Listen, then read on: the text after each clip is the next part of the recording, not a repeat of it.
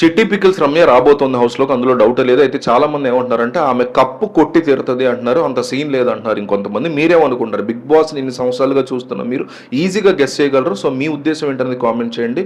గెలుస్తుంది అంటే సీజన్ గెలుస్తుంది అని కామెంట్ చేయండి, లేదా అంత సీన్ లేదు అని కామెంట్ చేయండి. రెండిట్లో ఒకటి మిస్ అవ్వకుండా కామెంట్ చేయండి.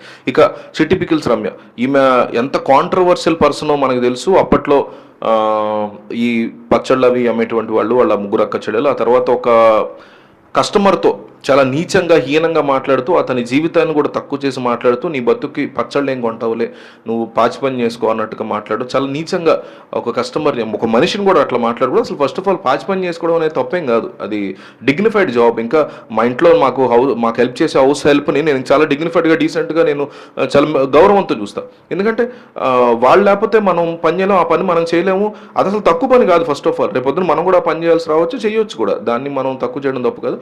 సో కస్టమర్ని తక్కువ చేయడం, అట్లాగా పనిచేసే వాళ్ళని తక్కువ చేసేలాగా చాలా హీనంగా ఆమె మాట్లాడడం అనేది విపరీతంగా వైరల్ అయింది.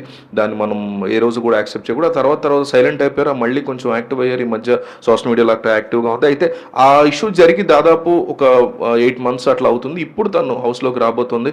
మరి కాంట్రవర్సీ అనేది హౌస్లో ఏమన్నా తను మళ్ళీ రేకెత్తిస్తుందా? ఎందుకంటే కాస్త ఎరగెంట్గా మాట్లాడేటువంటి టైప్ అంటున్నారు కాబట్టి, ఎవరితో ఉన్న గొడవ పెట్టుకునే మనస్తత్వం ఉందా, ఆమె బయట ఎట్లా ఉంటుంది అనేది అంతగా పెద్దగా తెలియదు. మిగతా వాళ్ళ గురించి కూడా తెలియదు, హౌస్లోకి వచ్చాక తెలుస్తుంది.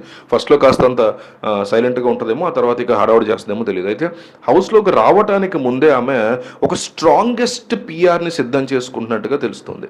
ఎవరైతే కౌశల్ మండాకి అప్పట్లో ఒక టీం పనిచేసిందో, కౌశల్ ఆర్మీ అంటూ, అట్లాంటి ఒక టీము ఆమె నేరుగా అప్రోచ్ అయ్యారని, ఆమెని హౌస్లోకి వెళ్ళిన తర్వాత పీక్లో మిమ్మల్ని లేపుతాము, మీరు ఏం చేసినా కూడా అబ్బబ్బా ఇరగదీసేసింది చిట్టి పికిల్స్ రమ్య అనే లెవెల్లో మిమ్మల్ని లేపుతాము, మీకు ఒక పర్ఫెక్ట్ అవుట్పుట్ని మేము హౌస్ నుంచి బయటకు వచ్చేలాగా, మేము టాప్ 5లో ఉండేలాగా, వైల్డ్ కార్డ్లో వెళ్ళినా కూడా, వైల్డ్ కార్డ్లో వెళ్ళిన వాళ్ళకి ఒక బిగ్గెస్ట్ నెగిటివ్ ఏంటంటే ఈ కార్డు చూపించి చాలామంది మిమ్మల్ని నామినేట్ చేస్తుంటారు. అయినా కానీ మీకు ఓట్లు పడేలా మేము చేస్తాము, చిట్టి పికిల్స్ రమ్య ఆర్మీ అనేది మేము సృష్టించి లోపలికి వెళ్ళిన తర్వాత మీకు బెస్ట్ బెనిఫిట్స్ ఇస్తాము అంటే చాలామంది ఆమెని అప్రోచ్ అయినట్టు, ఎస్పెషల్లీ కౌశల్కి అప్పట్లో హెల్ప్ చేసిన వాళ్ళు ఆమెను అప్రోచ్ అయినట్టుగా చెప్తున్నారు. ఆమె కూడా యాక్సెప్ట్ చేసి ఆ టీంతో ఒక అగ్రిమెంట్ మాట్లాడుకున్న తర్వాత ఆమె హౌస్లోకి వెళ్ళబోతోందనే వార్తలు కూడా వినిపిస్తున్నాయి. సో మొత్తం మీద ఆమె హౌస్లోకి కనుక ఇంత బిగ్గెస్ట్ పిఆర్ టీంతో కనుక ఎంటర్ అయితే లోపల సైలెంట్గా ఉండే పరిస్థితి లేదు, డే 1 నుంచి రచ్చ చేస్తుంది.